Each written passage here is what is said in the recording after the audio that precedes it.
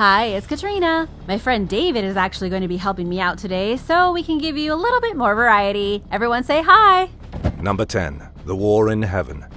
One biblical battle we're all familiar with is the war in heaven, and it all starts with God and an angel named Lucifer.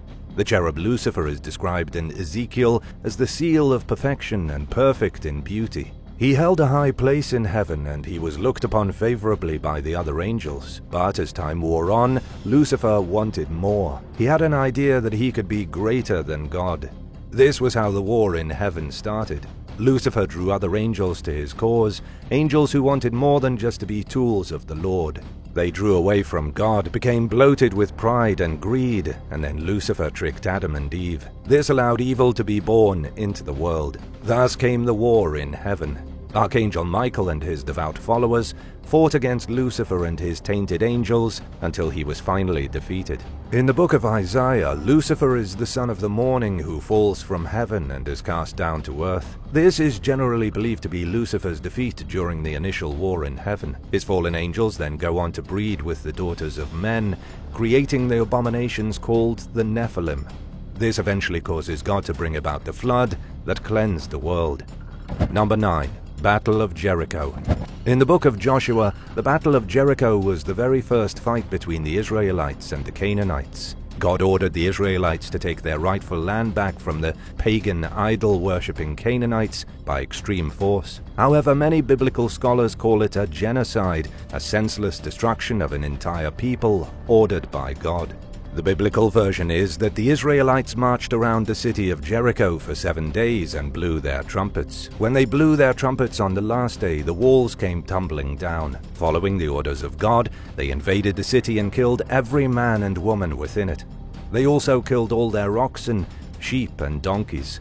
But let's look at the historical events. In 1868, archaeologist Charles Warren identified the city of Tel es-Sultan as the true location of biblical Jericho. Collapsed walls were uncovered during excavations between 1930 and 1936. But then, in 1952, Kathleen Kenyon confirmed the walls to be much older, likely destroyed during an Egyptian campaign against the Hyksos kingdom around the 17th century BC. This is one biblical battle that may have never happened. Most scholars agree the book of Joshua has almost no historical value. The story of Jericho could have just been propaganda from the kingdom of Judah to cement their claims over the kingdom of Israel around 722 BC. Number 8. Elijah's Army of Angels.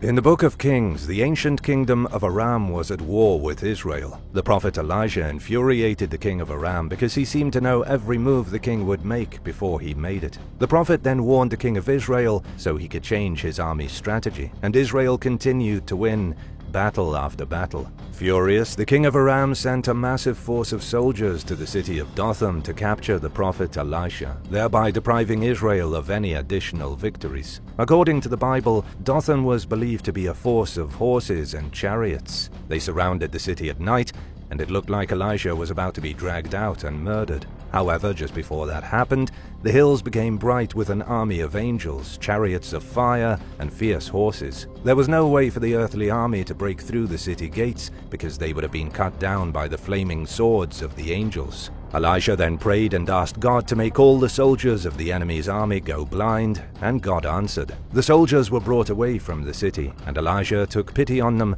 and asked that God forgive them and return their eyesight. God did this as well. Unfortunately, we have no archaeological record that Dothan was even a real city. We also have no historical records of any army going momentarily blind. In all likelihood, this part of the Bible was a story about forgiveness and how one can forgive even their worst enemies. Number 7. The Battle of Armageddon.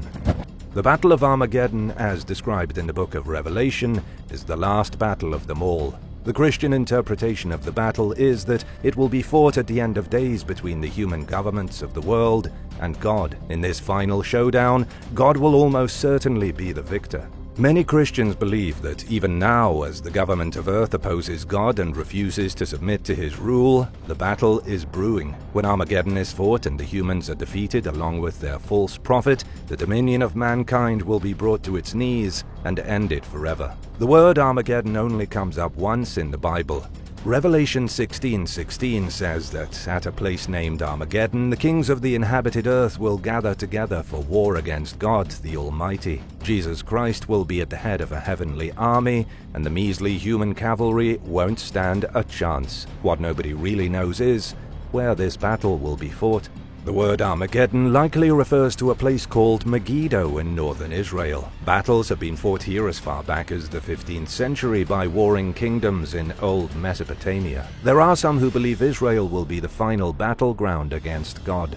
Others think Armageddon is more of a symbolic idea, an ideological battle that will happen as humanity forsakes God and the world is plunged into sin. Number 6. Moses and the pursuing cavalry.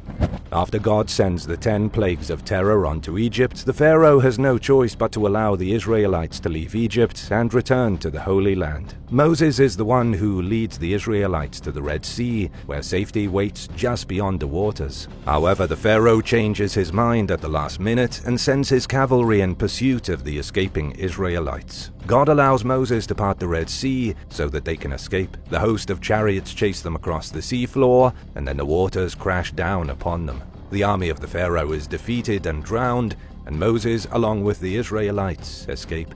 According to researchers at the National Center for Atmospheric Research and the University of Colorado, this is something that could have happened. Researchers used computer modeling to reconstruct the conditions of the Red Sea over 2,000 years ago.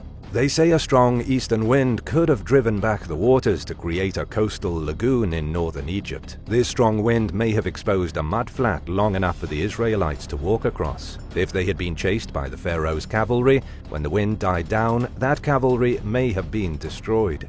Carl Drews, the lead author of the study, says the team's simulations match almost exactly with the account found in the book of Exodus. They may have just scientifically confirmed the story of Moses parting the Red Sea. Do you believe that Moses really did part the Red Sea, or do you think it could have been heavy winds that allowed the Israelites to escape as suggested by researchers? Let us know in the comments below, and while you're at it, hit that subscribe button. Number 5. War of the Nephilim.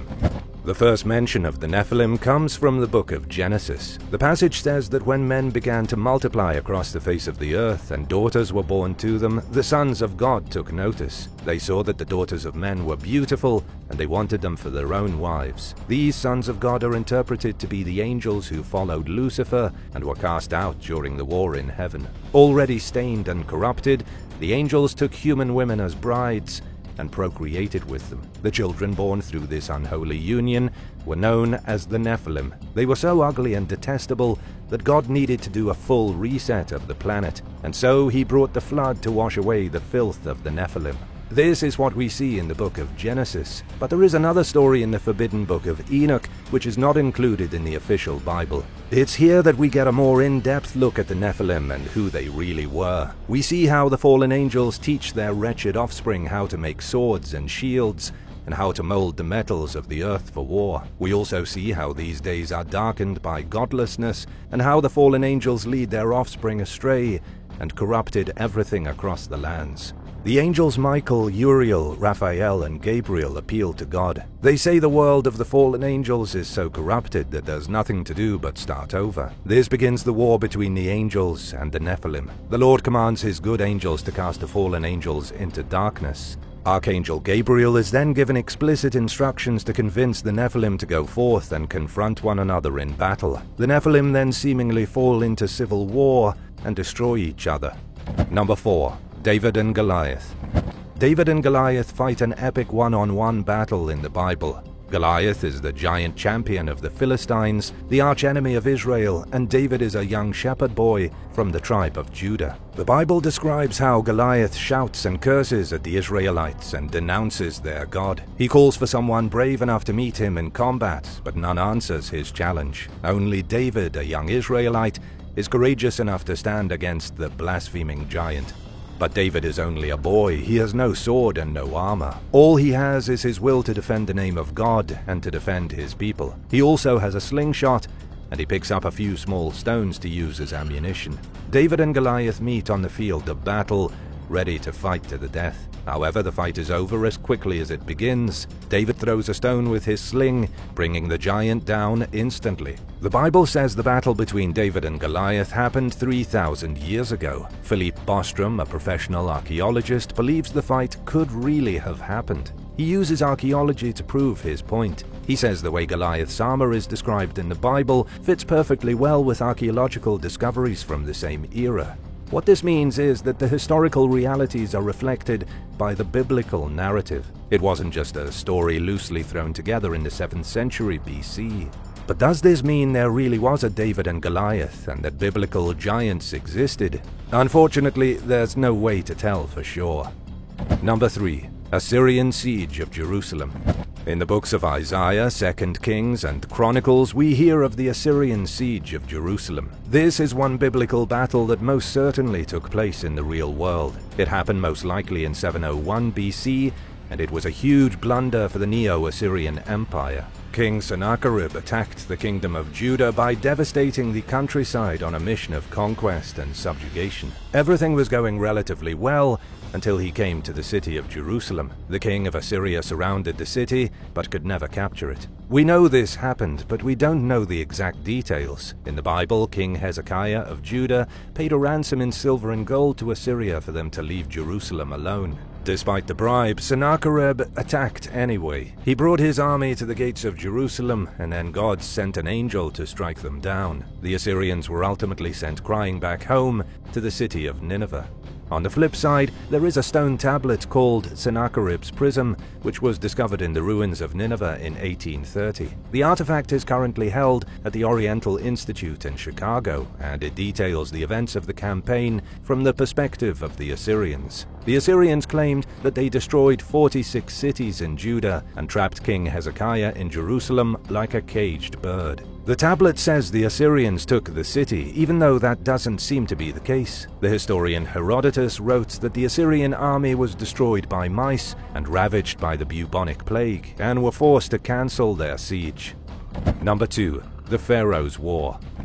Merneptah ruled ancient Egypt in the 19th dynasty from between 1213 BC and 1203 BC. He ruled for almost 10 years, was the 13th son of the mighty pharaoh Ramses II, and was likely around 70 years old when he took the throne.